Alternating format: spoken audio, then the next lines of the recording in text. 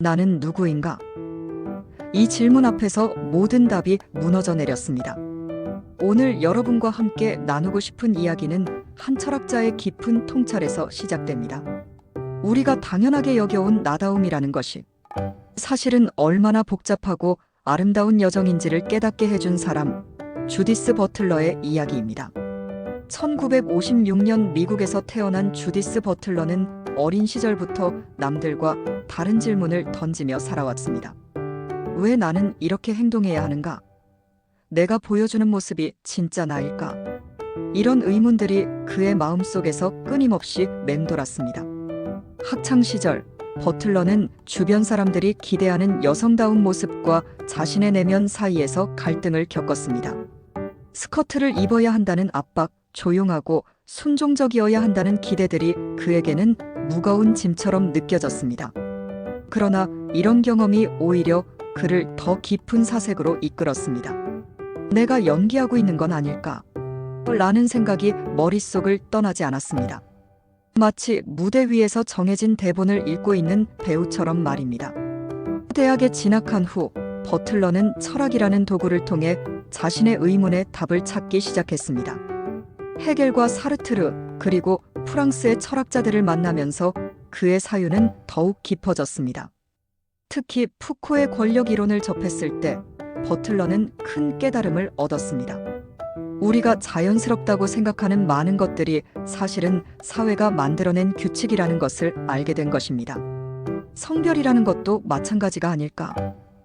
이런 과감한 질문을 던지며 버틀러는 기존의 고정관념들을 하나씩 해체해 나갔습니다. 1990년 그의 대표작 젠더 트러블이 세상에 나왔습니다. 이 책은 전 세계에 큰 파장을 일으켰습니다. 많은 사람들이 충격을 받았고 동시에 해방감을 느꼈습니다. 버틀러는 이 책에서 우리가 남성적 또는 여성적이라고 부르는 행동들이 사실은 반복적인 수행을 통해 학습된 것이라고 설명했습니다. 마치 매일 연습하는 춤처럼 말입니다. 처음에는 어색하고 부자연스럽던 움직임이 반복을 통해 자연스러워지는 것처럼 우리의 성별 정체성도 끊임없는 반복과 학습의 결과라는 것입니다. 이런 관점은 많은 사람들에게 새로운 가능성을 열어주었습니다. 그렇다면 나는 다르게 살 수도 있겠구나라는 희망을 품게 된 것입니다. 버틀러의 철학에서 가장 아름다운 점은 정해진 답이 없다는 것을 인정한다는 것입니다. 우리는 모두 미완성된 존재이며 매 순간 자신을 만들어가는 중이라고 말합니다. 이것은 완벽해야 한다는 압박감에 시달리는 현대인들에게 큰 위안이 됩니다. 지금의 내가 완전하지 않아도 괜찮다. 나는 여전히 변화할 수 있고 성장할 수 있다는 메시지를 전해줍니다. 실제로 버틀러 자신도 평생에 걸쳐 자신의 정체성과 철학을 계속 발전시켜 왔습니다. 초기의 생각과 지금의 생각이 다른 부분도 많습니다. 그리고 그는 이런 변화를 부끄러워하지 않습니다. 오히려 변화하는 것이 인간다운 것이라고 말합니다. 고정된 정체성에 갇혀 사는 것보다 유동적이고 개방적인 자세로 살아가는 것이 더 건강하다고 봅니다. 버틀러의 또 다른 중요한 통찰은 인정받고 싶은 욕구에 관한 것입니다. 우리는 모두 다른 사람들로부터 인정받고 사랑받고 싶어 합니다. 이것은 지극히 자연스러운 감정입니다. 하지만 때로는 인정받기 위해 자신을 포기하는 경우가 있습니다. 남들이 원하는 모습으로 자신을 맞춰가다 보면 정작 진짜 자신이 누구인지 모르게 되는 것입니다. 버틀러는 이런 딜레마에 대해 따뜻한 조언을 건넵니다. 완전한 인정은 불가능하다. 하지만 그렇다고 해서 포기할 필요는 없다고 말입니다. 그 대신 우리는 불완전한 인정 속에서도 의미 있는 관계를 만들어갈 수 있다고 합니다. 완벽하지 않은 이해라도 진심이 담긴 노력이라면 충분히 가치 있다는 것입니다. 이런 관점은 인간관계에서 상처받은 많은 분들에게 큰 힘이 됩니다. 모든 사람에게 이해받을 필요는 없다. 나를 진심으로 이해하려 노력하는 사람들과 깊은 관계를 만들어가면 된다는 메시지입니다. 버틀러의 철학에서 특히 인상 깊은 부분은 취약성에 대한 관점입니다. 우리 사회는 강함을 미덕으로 여기고 약함을 숨겨야 할 것으로 생각하는 경우가 많습니다. 하지만 버틀러는 취약성이야말로 인간의 가장 기본적인 조건이라고 말합니다. 우리는 모두 상처받을 수 있는 존재이며 다른 사람의 도움이 필요한 존재입니다. 이런 취약성을 인정하는 것이 오히려 진정한 용기라고 버틀러는 강조합니다. 자신의 한계를 솔직하게 받아들이고 도움이 필요할 때 도움을 요청할 수 있는 것이 진정한 성숙함이라는 것입니다. 특히 중년을 지나온 분들에게는 이런 관점이 큰 의미를 가집니다. 젊었을 때는 모든 것을 혼자 해결하려 했지만 나이가 들수록 혼자서는 할 수 없는 일들이 많아집니다. 이때 필요한 것이 바로 취약성을 받아들이는 용기입니다. 나도 도움이 필요한 사람이다라고 인정하는 것이 관계를 더욱 깊고 의미 있게 만들어줍니다. 버틀러의 개인적인 삶고 그의 철학을 뒷받침합니다. 그는 자신의 성적 정체성과 관련해서도 오랜 고민과 탐색의 시간을 가졌습니다. 젊은 시절 그는 자신이 누구인지 어떻게 살아야 하는지에 대해 많은 혼란을 겪었습니다. 주변의 기대와 자신의 내면 사이에서 갈등하며 힘든 시간을 보냈습니다. 하지만 이런 어려움을 통해 그는 더욱 깊은 이해에 도달할 수 있었습니다.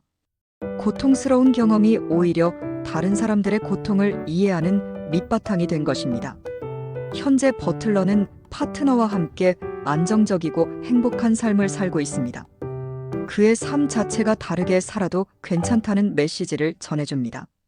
학자로서의 버틀러도 인상적입니다. 그는 자신의 이론이 완벽하다고 주장하지 않습니다. 오히려 계속해서 의문을 제기하고 새로운 관점을 모색합니다. 강연을 할 때도 마찬가지입니다. 일방적으로 자신의 이론을 설명하기보다는 청중들과의 대화를 통해 함께 생각해보려 노력합니다. 이런 겸손한 자세가 많은 사람들에게 감동을 줍니다. 세계적인 석학이면서도 여전히 배우려는 마음을 잃지 않는 모습이 아름답습니다. 버틀러의 철학이 우리 일상에 주는 교훈들을 생각해보면 먼저 자기 자신에게 관대해지기를 들 수 있습니다. 우리는 종종 자신에게 너무나 엄격합니다. 이 나이에 이것도 못하나? 남들은 다 하는데 나만 못하네라는 생각으로 자신을 괴롭힙니다. 하지만 버틀러는 이런 자기 비판이 오히려 성장을 방해한다고 말합니다. 그 대신 나는 여전히 배우고 있는 중이다라는 마음으로 자신을 바라보라고 조언합니다. 실수해도 괜찮고 완벽하지 않아도 괜찮다는 것입니다. 두 번째로는 다름을 인정하기입니다. 우리 사회는 획일성을 강요하는 경우가 많습니다. 모든 사람이 비슷한 방식으로 살아야 한다고 생각합니다. 하지만 버틀러는 다양성이야말로 인간 사회의 아름다움이라고 말합니다. 각자 다른 방식으로 살아가는 것이 자연스럽고 건강한 일이라는 것입니다. 이런 관점은 특히 자녀를 둔 부모들에게 중요한 의미를 가집니다. 아이가 자신의 기대와 다른 모습을 보일 때 실망하기보다는 그 아이만의 독특함을 인정해주는 것이 필요합니다. 세 번째로는 관계에서의 여유 갖기입니다. 우리는 종종 다른 사람들과의 관계에서 완벽한 이해를 원합니다. 하지만 이것은 불가능한 일입니다. 버틀러는 불완전한 이해 속에서도 의미 있는 관계를 만들어갈 수 있다고 말합니다. 100% 이해하지 못해도 서로를 존중하고 배려하는 마음이 있다면 충분하다는 것입니다. 이런 여유로운 마음이 관계를 더욱 편안하고 지속 가능하게 만들어줍니다. 상대방도 그리고 자신도 완벽하지 않다는 것을 받아들이면 관계에서 오는 스트레스가 줄어듭니다. 네 번째는 변화를 두려워하지 않기입니다. 나이가 들수록 변화를 피하려는 경향이 있습니다. 익숙한 것이 편하고 안전하게 느껴지기 때문입니다. 하지만 버틀러는 변화야말로 삶의 활력소라고 말합니다. 새로운 경험을 통해 우리는 계속해서 성장할 수 있고 더 풍요로운 삶을 살 수 있다는 것입니다. 물론 모든 변화가 좋은 것은 아닙니다. 하지만 변화 자체를 두려워하지 말고 그 속에서 배울 수 있는 것들을 찾아보라고 조언합니다. 버틀러의 철학에서 가장 감동적인 부분은 희망에 대한 이야기입니다. 그는 아무리 어려운 상황에서도 희망을 잃지 않는 것이 중요하다고 말합니다. 지금 당장은 답이 보이지 않을 수 있다. 하지만 계속 질문하고 계속 시도하다 보면 새로운 길이 열릴 것이다라는 메시지를 전해줍니다. 이것은 인생의 어려운 시기를 겪고 있는 분들에게 큰 위로가 됩니다. 절망적으로 보이는 상황에서도 포기하지 않고 한 걸음씩 나아가면 된다는 것입니다. 실제로 버틀러 자신도 어려운 시기를 많이 겪었습니다. 학문적으로도 개인적으로도 힘든 시간들이 있었습니다. 하지만 그는 그때마다 새로운 관점을 찾으려 노력했습니다. 그리고 그런 노력들이 결국 더 깊은 이해와 지혜로 이어졌습니다. 고통스러운 경험도 의미 있는 배움의 기회가 될 수 있다는 것을 보여주었습니다. 오늘날 70세에 가까운 나이의 버틀러는 여전히 활발한 학문 활동을 하고 있습니다. 최근에는 기후변화나 팬데믹 같은 전 지구적 문제들에도 관심을 기울이고 있습니다. 그는 이런 문제들도 결국 우리가 어떻게 함께 살아갈 것인가의 문제라고 봅니다. 서로 다른 존재들이 어떻게 상호 의존하며 살아갈 수 있을지를 고민하는 것입니다. 이런 넓은 시각이 인상적입니다. 개인의 정체성 문제에서 시작된 그의 철학이 이제는 인류 전체의 문제까지 아우르고 있습니다. 버틀러의 이야기를 통해 우리가 배울 수 있는 것은 끊임없는 질문의 힘입니다. 당연하다고 생각했던 것들에 의문을 제기하는 용기가 새로운 가능성을 열어준다는 것입니다. 나는 왜 이렇게 살고 있을까? 정말 이것이 나다운 삶일까? 이런 질문들을 던지는 것을 두려워하지 마시기 바랍니다. 이런 질문들이 오히려 더 진정한 자신을 찾는 길로 인도할 것입니다. 마지막으로 버틀러가 우리에게 전하는 가장 중요한 메시지는 서로에 대한 책임감입니다. 우리는 모두 혼자가 아니라 서로 연결되어 있는 존재들이라는 것입니다. 내가 어떻게 사는지가 다른 사람들에게도 영향을 미칩니다. 그리고 다른 사람들의 삶도 나에게 영향을 줍니다. 이런 상호 연결성을 인식하는 것이 중요합니다. 그렇다고 해서 모든 사람을 만족시키려 노력할 필요는 없습니다. 다만 내 선택과 행동이 다른 사람들에게 어떤 영향을 미칠지를 생각해보는 정도면 충분합니다.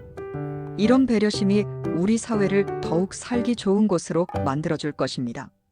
각자 다른 방식으로 살면서도 서로를 존중하고 배려하는 사회 말입니다.